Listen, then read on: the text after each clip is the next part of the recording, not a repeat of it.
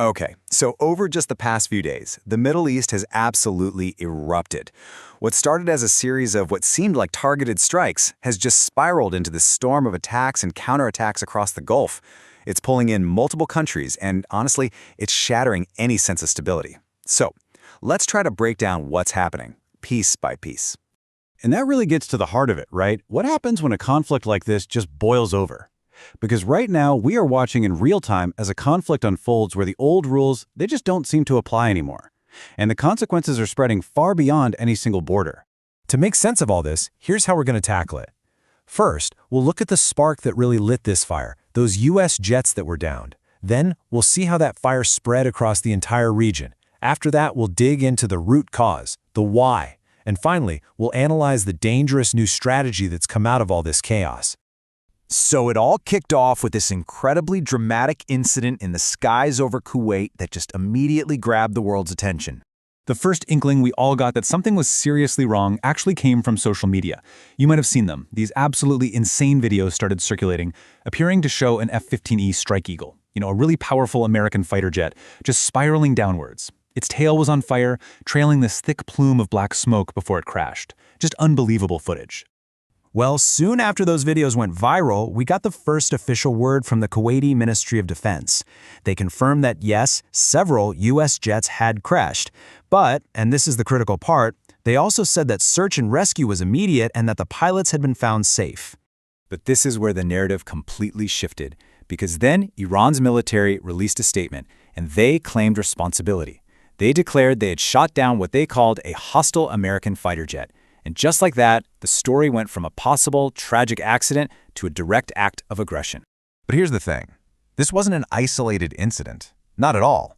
It became clear very quickly that the down jet was just the first piece in a much larger, coordinated series of attacks that was unfolding across the entire Gulf region. And when you look at the list of targets, you start to see a very clear strategy taking shape. Iran wasn't just striking randomly. These were coordinated attacks against key U.S. allies and assets. So you have Kuwait, where the Ali al-Salem base was hit. Then, over in Saudi Arabia, a drone strike hit the huge Ras Tanura oil refinery, actually forcing it to shut down. In Bahrain, there were reports of an attack and smoke seen at Salman Port, which is home to the U.S. Navy's 5th Fleet. And in Qatar, air defenses had to light up to intercept attacks that were aimed at the Al Udeid air base. And this conflict isn't staying neatly inside the Gulf either. It's spilling over, reigniting the long-simmering tensions between Israel and Hezbollah, which, as you know, is a key Iranian ally in Lebanon. After Hezbollah fired rockets into northern Israel, Israeli strikes in Lebanon reportedly killed over 30 people, and that included a senior Hezbollah commander. Okay, so we've seen what happened, and it's a whole lot of chaos. But that brings us to the most important question of all. Why? Why did Iran launch such a widespread and aggressive series of attacks right at this moment?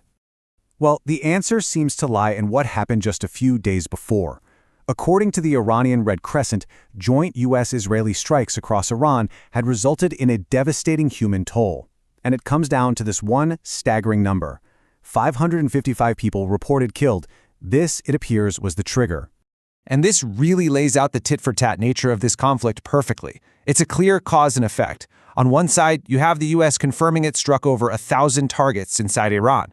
And on the other, Iran made a very clear vow. It would retaliate against U.S. assets and any regional allies that were involved. So one action led directly to the other, kicking off this incredibly dangerous cycle. This cycle of retaliation is pushing the whole region into a dangerous new phase. So for our final section, let's dig into the strategy here and what it might mean going forward. This quote from Al Jazeera correspondent Zina Koder, who's right there on the ground, just sums it up perfectly. The old playbook of threats and maybe some limited strikes, that's gone. The red lines, as she says, have been crossed by everyone involved. Now, a huge part of this new phase is the targeting of what are known as soft targets. And we're not just talking about military bases anymore. This means things like crucial economic assets, oil facilities, for example, and civilian infrastructure like airports and seaports. The kind of targets that have a much bigger impact on daily life and even the global economy. And this shift in strategy has immediate, very real consequences. Hitting civilian infrastructure disrupts daily life for sure, but shutting down a major oil export terminal like Ras Tanura, that sends shockwaves through a critical global energy hub. This is exactly why so many analysts are describing the path forward as truly uncharted territory. So ultimately, when you step back and look at the whole picture, what we're witnessing is this incredibly dangerous feedback loop. An attack leads to a counterattack, which then provokes another response, and with each and every step the conflict escalates, completely redefining the nature of war in the Gulf. And all of this leaves us with the most unsettling question of all. In a conflict where all the red lines have been crossed, where the playbook has been completely thrown out, what could possibly come next?